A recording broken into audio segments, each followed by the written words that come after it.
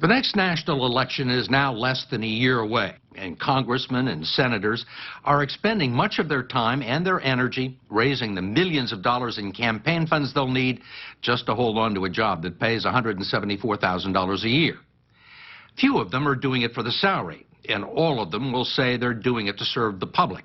But there are other benefits: power, prestige, and the opportunity to become a Washington insider with access to information and connections that no one else has in an environment of privilege where rules that govern the rest of the country don't always apply to them. Most former congressmen and senators manage to leave Washington, if they ever leave Washington, with more money in their pockets than they had when they arrived. And as you are about to see, the biggest challenge is often avoiding temptation.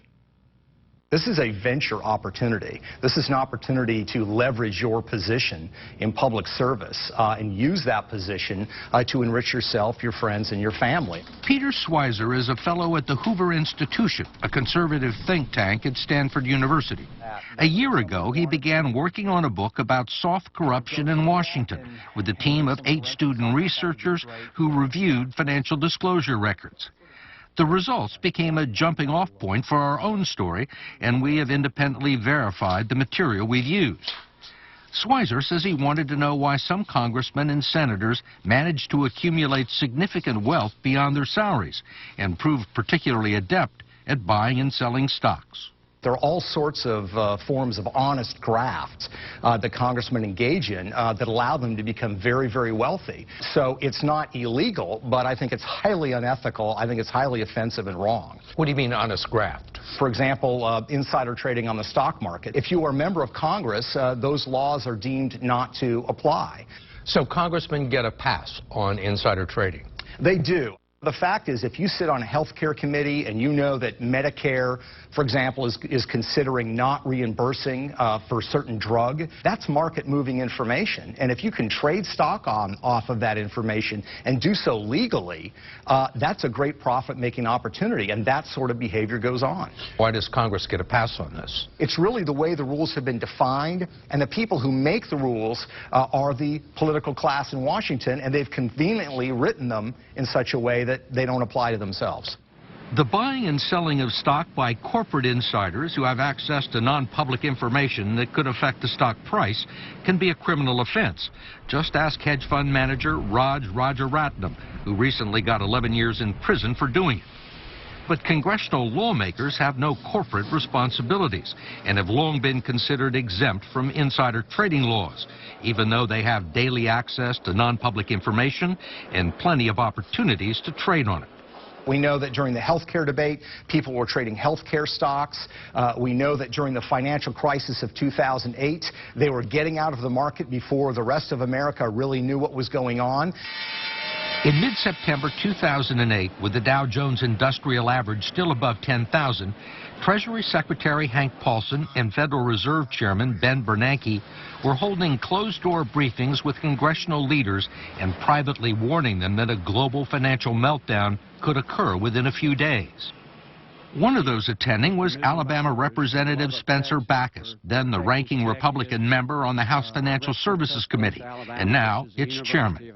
These meetings were so sensitive that they would actually confiscate cell phones and BlackBerries going into those meetings. What we know is that those meetings were held one day, and literally the next day, Congressman Bachus would engage in buying stock options based on apocalyptic briefings that he had had the day before from the Fed chairman and the Treasury Secretary. I mean, talk about a stock tip.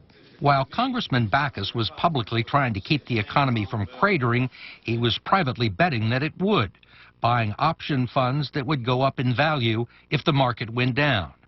He would make a variety of trades and profit at a time when most Americans were losing their shirts.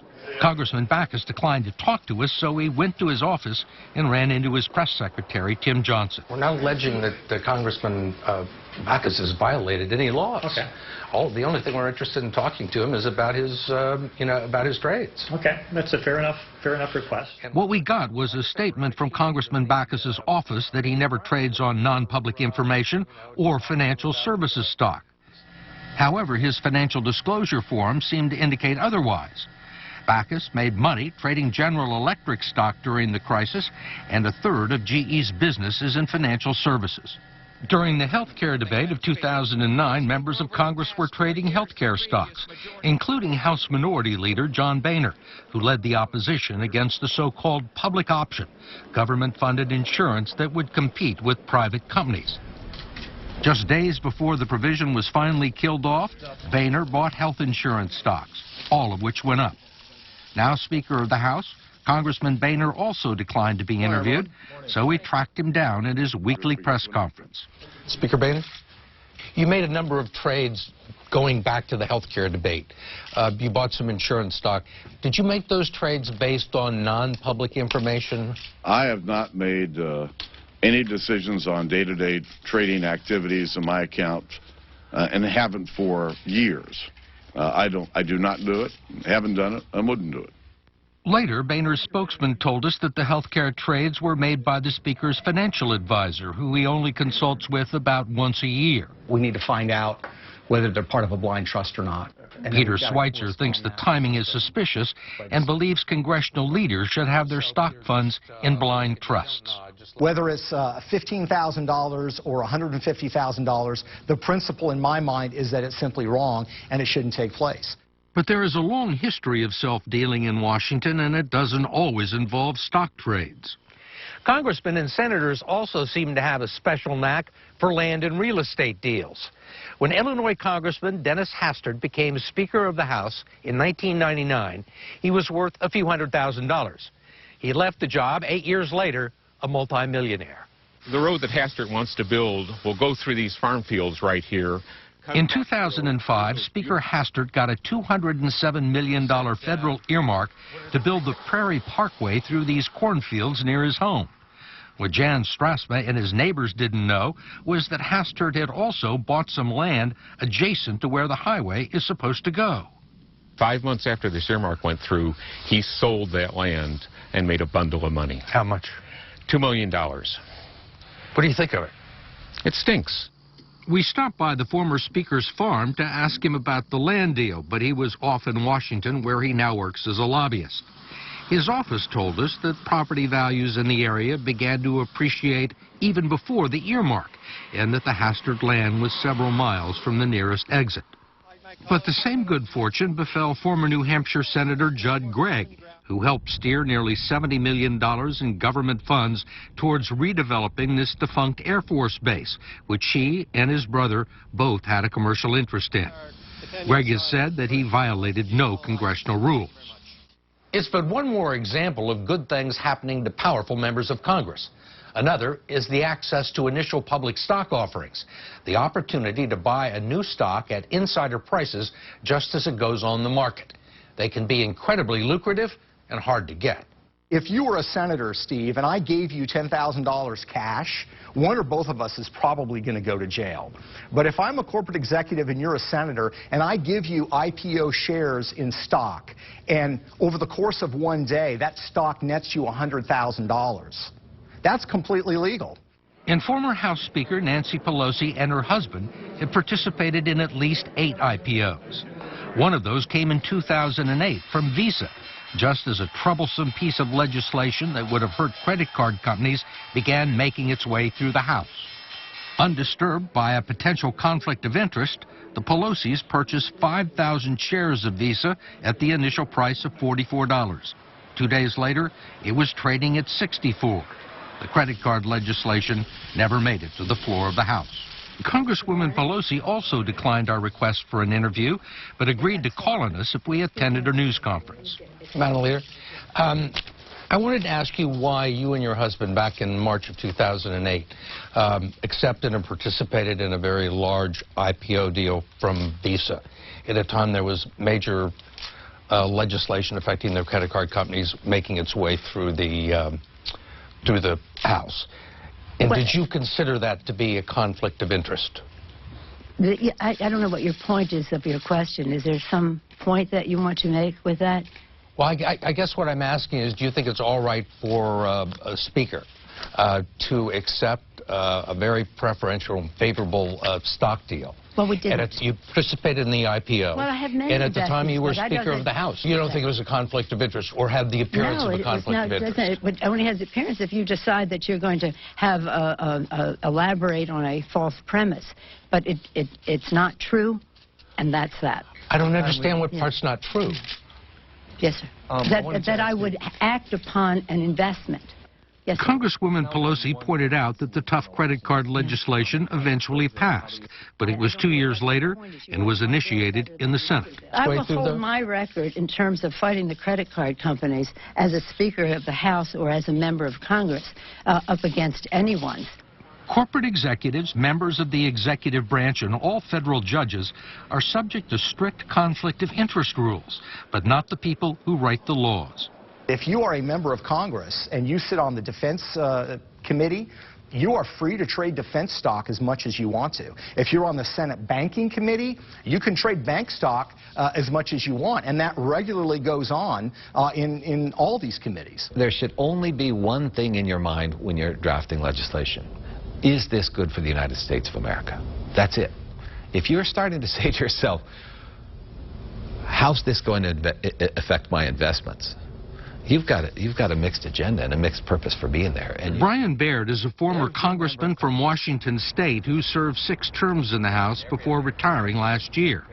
He spent half of those 12 years trying to get his colleagues to prohibit insider trading in Congress and establish some rules governing conflicts of interest. one line in a bill in Congress can be worth millions and millions of dollars. I mean, there was one night we had a late night caucus, and you could kind of tell how a vote was going to go the next day. And I literally walked home and I thought, man, if you went online and made some significant trades, you could make a lot of money on this. You could just see it. You could see the potential here. So in 2004, Baird and Congresswoman Louise Slaughter introduced the Stock Act, which would make it illegal for members of Congress to trade stocks on non-public information and require them to report their stock trades every 90 days instead of once a year. How far did you get with this? We didn't get anywhere. Just flat died. Went nowhere. How many co-sponsors did you get? I think we got 6. 6 doesn't sound like a very big amount. It's not, Steve. You could have National Cherry Pie Week and get 100 co-sponsors. I mean, when Baird finally managed to get a congressional hearing on the Stock Act, almost no one showed up. It's reintroduced every session, but is buried so deep in the Capitol, we had trouble finding congressmen who had ever heard of it. Have you ever heard of the Stock Act? the what? The Stock Act. Do you know anything about it? No. Congressman? Congressman? I haven't heard about that one yet. Have you ever heard of something called the Stock Act? No. I've heard about it, but not. I can't say it's an issue I spent a lot of time on, though. I would have no problem with that. Okay. But then again, I'm a big fan of, instant disclosure on almost everything. They're looking for co-sponsors.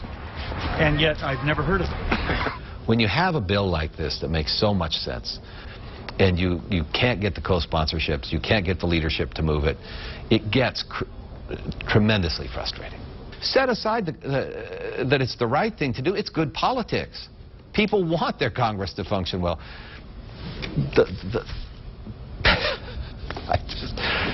It still baffles me.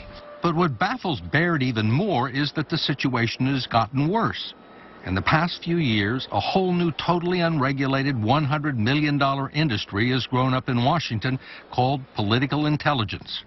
It employs former congressmen and former staffers to scour the halls of the Capitol, gathering valuable non-public information, then selling it to hedge funds and traders on Wall Street who can trade on it. Now, if you're a political intel guy and you get that information long before it's public, long before somebody wakes up the next morning and reads or watches the television or whatever, you've got it. And you can make real-time trades before anybody else. Baird says it's taken what would be a criminal enterprise anyplace else in the country and turned it into a profitable business model. The town is all about people saying, what do you know that I don't know? And this is the currency of Washington, D.C. And it's that kind of informational currency that translates into real currency. Maybe it's over drinks. Maybe somebody picks up a phone and says, just to let you know, it's in the bill. Trades happen. Can't trace them. If you can trace them, it's not illegal. It's a pretty great system. You feel like an idiot to not take advantage of it.